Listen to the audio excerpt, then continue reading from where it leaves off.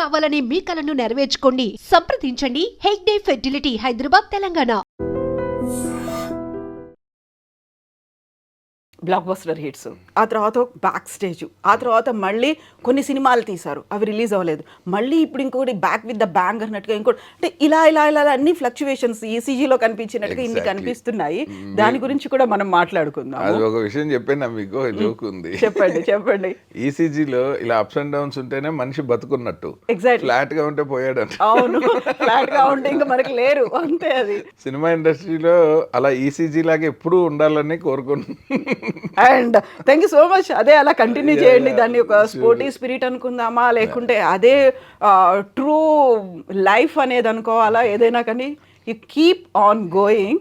ఇప్పుడు మనం దేశ కాలమాన పరిస్థితులు అన్నాను, సమాజ స్థితిగతులు ఇవన్నీ అనుకున్నాం కదా.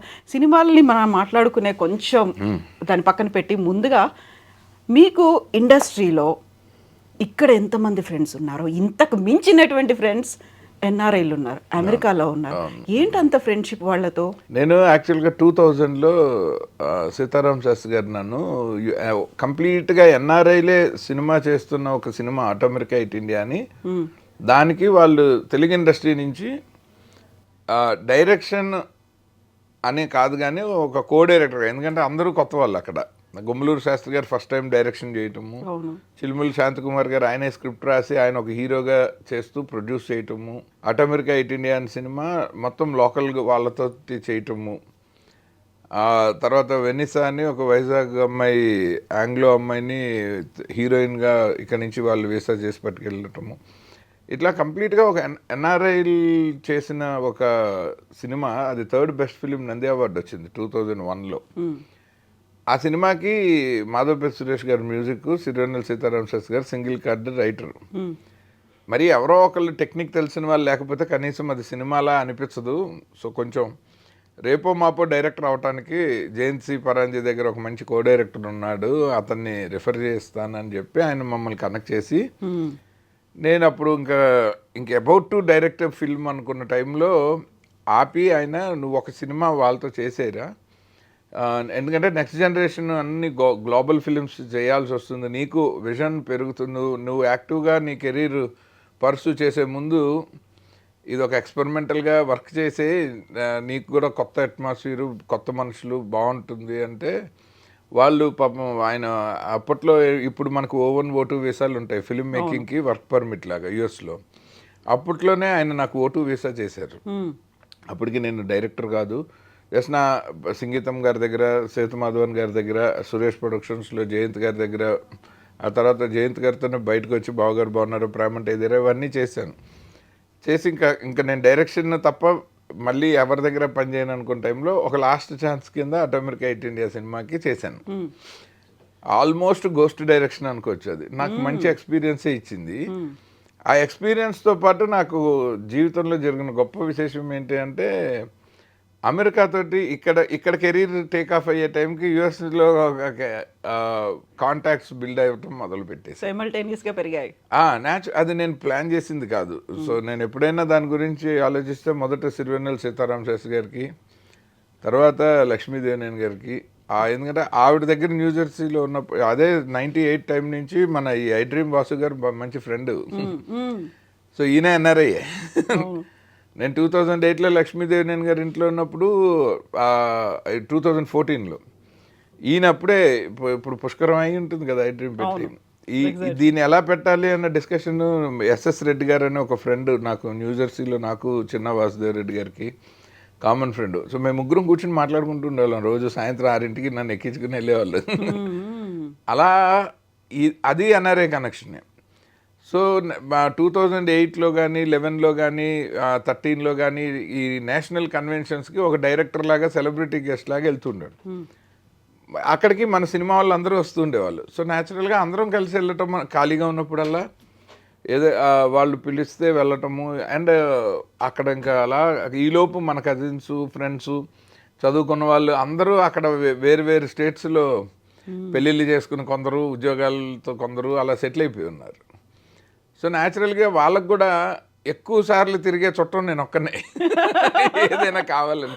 మా చెల్లెళ్ళు బావగారు వాళ్ళు అక్కడ డాలస్లో సెటిల్ అయిపోయారు. ఇప్పుడు మనం చేస్తున్న పని సినిమాతోటి ప్రొడక్షన్ హౌస్ స్టార్ట్ చేశారు, ప్రొడ్యూసర్స్ వాళ్ళే. అందుకే డాలస్లోనే మొత్తం సినిమా చేసాము. సో ఇలాగా అండ్ ఈలోపు ఏంటంటే ఇన్ని మల్టిపుల్ ట్రిప్స్ వల్ల జనరల్గా ఒక రాజకీయ నాయకుడు వెళ్తే రాజకీయాలు ఇంట్రెస్ట్ ఉన్న వాళ్ళు కలుస్తారు అమెరికాకి. బిజినెస్ మ్యాన్ వెళ్తే బిజినెస్ సమ్మిట్స్లో ఎంటర్ప్రెన్యూర్స్ కలుస్తారు. సినిమా వాడు వెళ్తే సినిమా పిచ్చున్న వాళ్ళందరూ కలుస్తారు. ఇది యూజువల్గా ఇప్పుడు అమెరికాలో మనకి యాక్చువల్గా మీకు మన సినిమా మార్కెట్ చూస్తే ఇండియన్ సినిమా మార్కెట్ మనకి నైజాము, సీడెడ్, ఆంధ్ర అని ఉంటాయి కదా. నైజాం తర్వాత సెకండ్ బెస్ట్ మనకి యుఎస్. అంటే సినిమాకి రెవెన్యూ జనరేట్ చేసే రెవెన్యూస్లో అంటే అక్కడ పాపులేషన్ పెరుగుతున్న కొద్దీ మన సినిమాల తాలూకు రెవెన్యూ పెరుగుతుంది. అంటే మన జనాలు ఎక్కువ మంది చూస్తున్నారు. మార్నింగ్ షోకి కట్అవుట్లు పెట్టి పాలాభిషేకాలు చేయటం, ర్యాలీలు చేయటము. సో ఇక్కడ నుంచి మన వాళ్ళు ఓన్లీ బ్రెయిన్ డ్రైన్ అనుకుంటాం కదా, కల్చరల్ డ్రైన్ కూడా జరిగిపోయింది మనకు తెలియకుండా.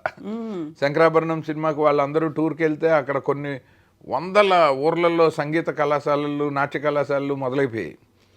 So people got so activated culturally, ఆ కనెక్షన్ ఎక్కువ అయిపోయింది. ఇంకా నాకున్న ఫ్రెండ్షిప్లో వాళ్ళు నేనే వెళ్ళక్కర్లేదు, ఎప్పుడైనా వాళ్ళు గబుక్కుని ఫోన్ చేసి ఎవరైనా సింగర్స్ వస్తే మాకు చెప్పండి, మా ఊర్లో ఒక షో చేస్తాము, ఎవరైనా ఆర్టిస్టులు ట్రావెల్ చేస్తాము, ఫ్రీగా ఉన్నామంటే ఇక్కడ 2 ఈవెంట్లు ఉన్నాయి మా ఊర్లో. నేను ఇది ఒక మామూలు సోషల్ సర్వీస్ లాగా చేస్తుంది. అంటే ఇది నాకేమీ ఎక్స్పెక్టేషన్ ఉండదు. వాళ్ళకి ఏంటంటే ఇప్పుడు నేను అడిగితే ఇక్కడ ఇండస్ట్రీ వాళ్ళకి కొంచెం ఆబ్లిగేషన్ ఉంటుంది, మళ్ళీ ఏదో ఒక సినిమాలో మేము కలిసి పని చేస్తాం. వాళ్ళు డైరెక్ట్గా అడిగితే ఛార్జ్ ఎక్కువ ఉంటుంది.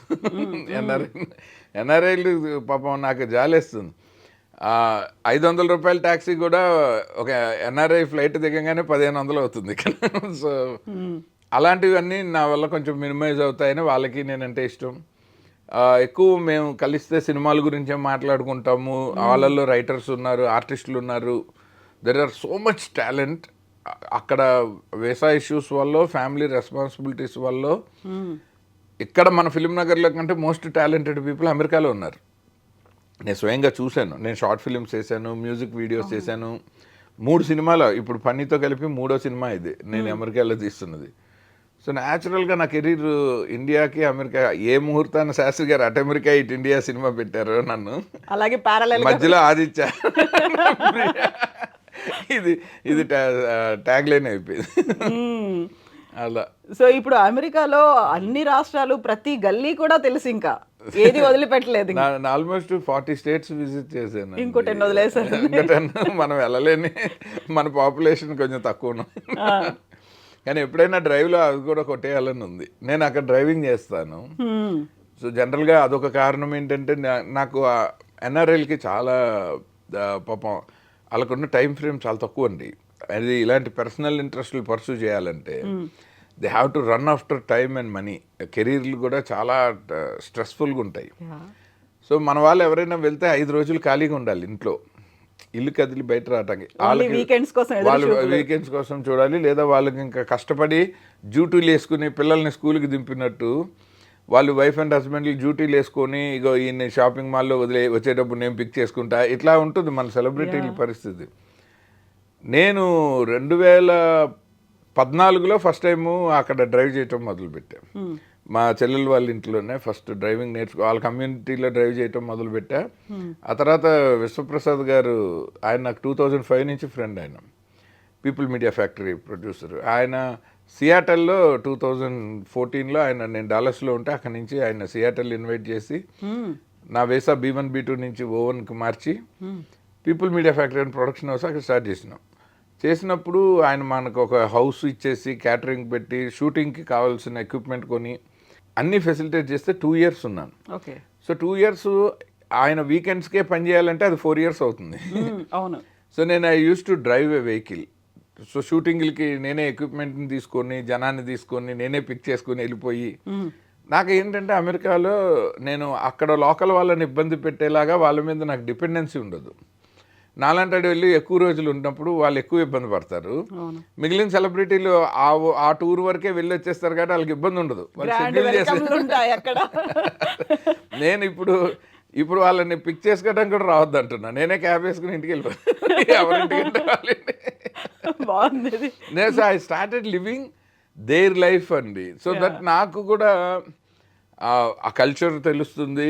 నేను రేపు పొద్దున్న ఒక సీన్ రాస్తే నేను ఆథెంటిక్గా రాయగలుగుతాను అన్ని నేషన్స్ గురించి. అందుకని నాకు కొంచెం ఇన్ఫర్మేషన్ ఎక్కువ, ఆ కల్చర్ ఎక్కువ, అలా బాగా అలవాటు అయిపోయి ఇక్కడ మన ఇండస్ట్రీలో చాలామంది, మొన్న లేటెస్ట్గా బాలయ్య బాబు కూడా నువ్వు ఎప్పుడు వచ్చావు అక్కడే ఉన్నావు అనుకుంటా అప్పుడప్పుడు వచ్చి కలుస్తుంటానండి. నేను హైదరాబాద్లో ఉన్నానని అనుకోరు. హైదరాబాద్లోనే ఉండి ఎవరిని కలవలేదు అనుకోండి, నేను యూఎస్లో ఉన్నానని ఫిక్స్ అయిపోతాను. అలా కొన్ని సినిమాలు కూడా పోయాయి నాకు. ఆయన అమెరికాలో ఉన్నారండి అనేస్తారు ఎవరో చుట్టుపక్కల ఉన్న వాళ్ళు, అవైలబుల్గా లేని అనుకుంటారు.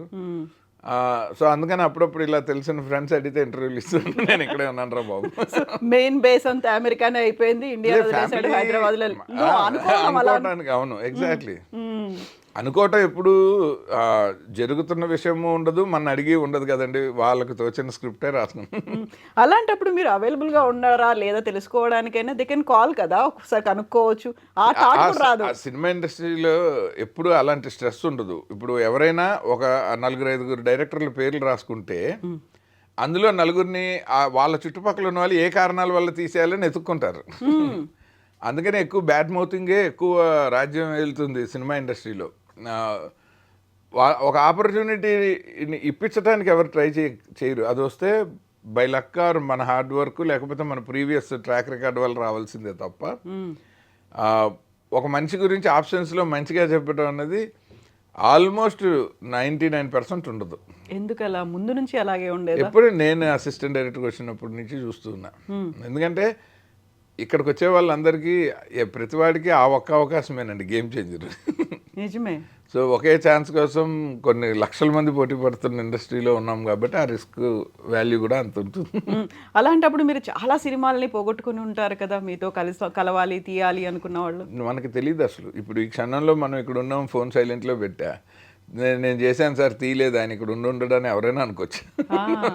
తెలియదు కదా. ఈ టైంలో పడుకొని ఉంటాడు సార్, ఎందుకు డిస్టర్బ్ చేయాలి అనేది కూడా ఉంటుంది కదా.